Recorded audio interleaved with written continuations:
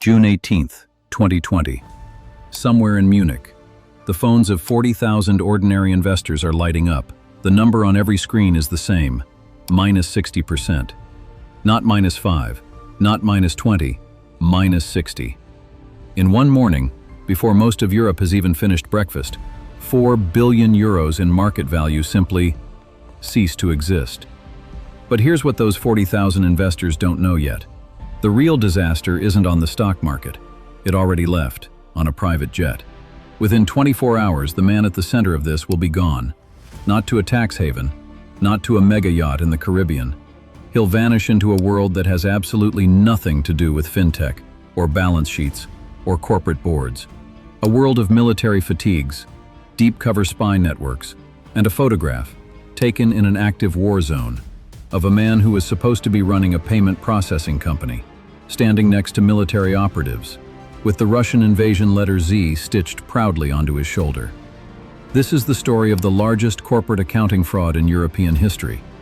But that's almost beside the point, because this is also the story of how a hostile foreign intelligence service hijacked a company, one that sat inside Germany's most prestigious stock index, and used it as a weapon. And the 1.9 billion euros that triggered the collapse? To this day, no one has found a single cent of it.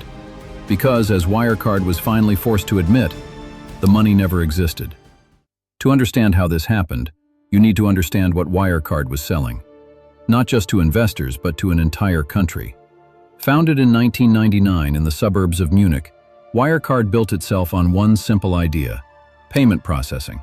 The invisible infrastructure behind every credit card tap, every buy now button, every digital transaction across 35 countries. Unglamorous, technical, and extraordinarily valuable. Because whoever owns the rails that money runs on controls the data. And whoever controls the data controls everything. By 2018, Wirecard did something no German tech company had ever done. It pushed out a 150-year-old bank, Commerzbank, and bought its way into the DAX, Germany's blue-chip stock index, the equivalent of joining the S&P 500. Germany didn't just approve, Germany celebrated. Wirecard at its peak, 2018. Global reach, 35 countries. Active merchants, over 300,000. Stock growth over the decade, plus 2,000%. Market value, 24 billion euros. Europe's most innovative company, 6 years running. At the top sat CEO Markus Braun, silver-haired, Austrian, perpetually dressed in a black turtleneck.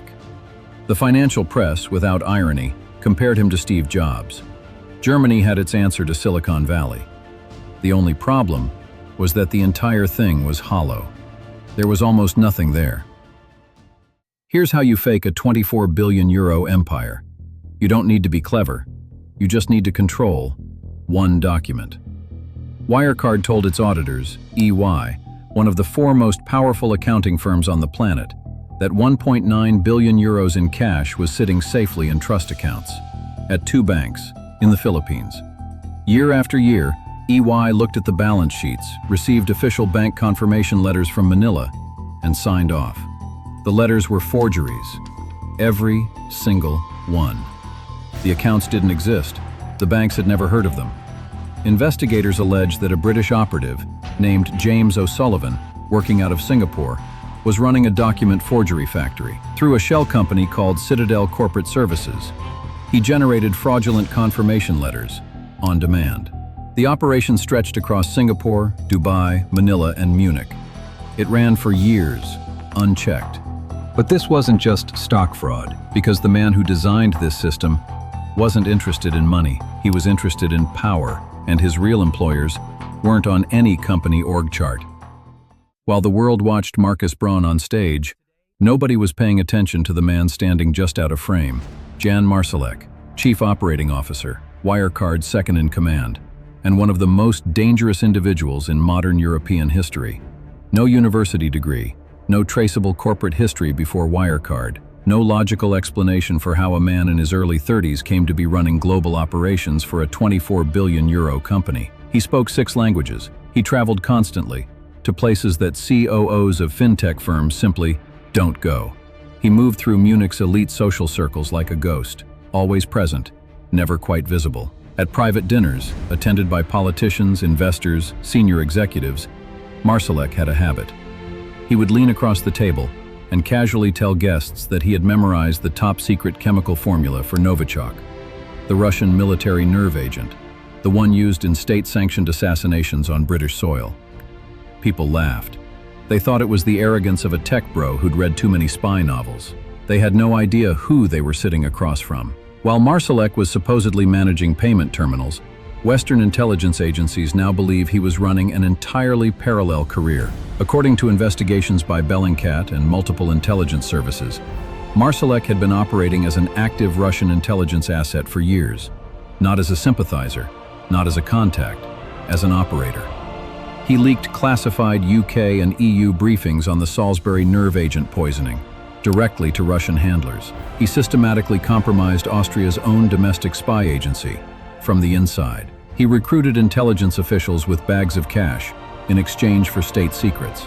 He used Wirecard's private jets to fly into active conflict zones, Syria, Libya, places no fintech executive has any business being. And he was linked to Wagner Group mercenary operations across North Africa.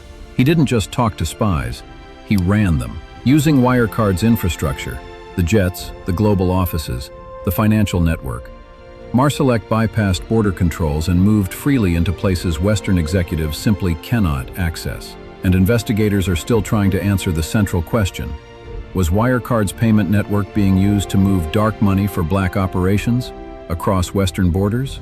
The COO of a company that processed your credit card transactions was, at the same time, directing hostile intelligence operations against the governments of the countries his company operated in. Think about that for a moment. The collapse could have happened 4 years earlier.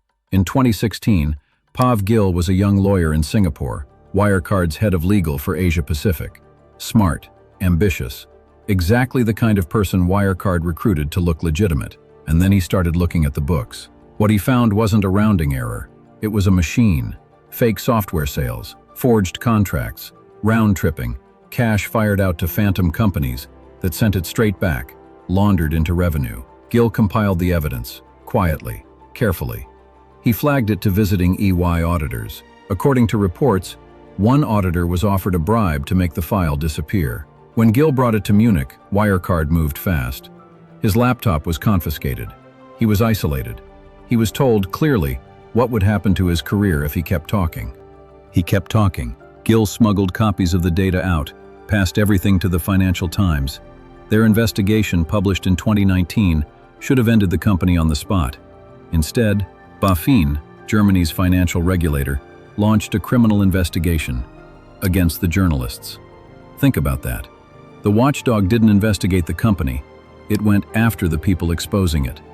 Wirecard's stock surged on the government's protection. Under pressure, Wirecard commissioned a rival firm, KPMG, to run an independent audit, a move designed to silence the critics. In April 2020, KPMG released its findings. They could not verify over €1 billion in claimed revenue, not because it was hidden, but because Wirecard simply refused to hand over the documents. It was April 2020. COVID was locking down the world. Wirecard spun the report as a clean bill of health. The overwhelmed press moved on. For 8 more weeks, the company kept operating. 8 weeks where insiders quietly sold their shares, and ordinary people poured their savings in, believing the worst was over. Then came June 18th. On the morning Wirecard admitted the €1.9 billion probably never existed, Jan Marsalek was already gone. Using a network of compromised intelligence contacts, he obtained a forged passport, cleared border security, and boarded a private charter to Minsk. From Minsk, he disappeared deeper east. Germany issued an international arrest warrant. Interpol issued a red notice. Law enforcement across 35 countries were looking for him. For years, he was a ghost. Then a joint investigative team found him. He wasn't in a bunker. He wasn't in hiding. He was living in one of Moscow's most exclusive guarded neighborhoods, under the alias Alexander Nelidov, strolling through Trubnaya Square in a white t-shirt and sunglasses, holding his girlfriend's hand, completely unhurried, completely untouchable. But he wasn't retired. British counter-terrorism prosecutors revealed that from Moscow, Marsalek was actively running a Russian intelligence network inside the United Kingdom, coordinating surveillance of Russian dissidents, sourcing military drones from China, trafficking conflict blood diamonds, arranging logistics for mercenaries across Africa. In messages recovered from an encrypted phone, he wrote, "We can pretty much organize anything they need, except nukes." Shortly after, his phone signal was traced to a Russian border town, adjacent to occupied Ukraine. And then, the photograph emerged. The former chief operating officer of a company inside Germany's blue-chip stock index, audited by EY, protected by federal regulators, celebrated by the global financial press, dressed in combat fatigues, standing beside military operatives, the Russian Z stitched onto his shoulder. The corporate executive had shed his skin. The spy had come home. The wreckage was total. Marcus Braun stood trial in Munich, facing 15 years in prison for fraud, market manipulation, and running a criminal organization. Thousands of retail investors launched lawsuits against EY, accusing the firm of negligence so severe it borders on complicity. BaFin, the regulator that spent years chasing journalists instead of criminals, was gutted and overhauled. Germany's reputation as a safe, transparent, rule-of-law financial market took an existential blow it has still not recovered from. Pav Gil, the whistleblower who risked everything, was vindicated. But his vindication didn't return a single euro to the investors who lost it all. And the 1.9 billion euros, gone, completely. The investigation remains open. The money has never been found. Every other corporate scandal in history involves greed, executives inflating numbers for a bigger bonus. This was something different. According to Western intelligence agencies, Wirecard handed a hostile foreign intelligence service the ultimate prize: global financial legitimacy, frictionless cross-border money movement, a perfect corporate cover. A trained intelligence operative sat at the apex of a European economic pillar, protected by regulators, audited by elite institutions, applauded by the global financial press. And he used every single piece of it. Which leaves you with one question that nobody in finance wants to answer. How many other massive corporations, sitting quietly inside your index funds, your retirement accounts, your pension, are not what they claim to be? Jan Marsalek isn't shivering in a cell. He is walking free in Moscow. He is living proof that the most dangerous criminals of the modern era don't wear ski masks. They wear designer turtlenecks. They deliver keynote speeches. They get voted Europe's most innovative company 6 years in a row.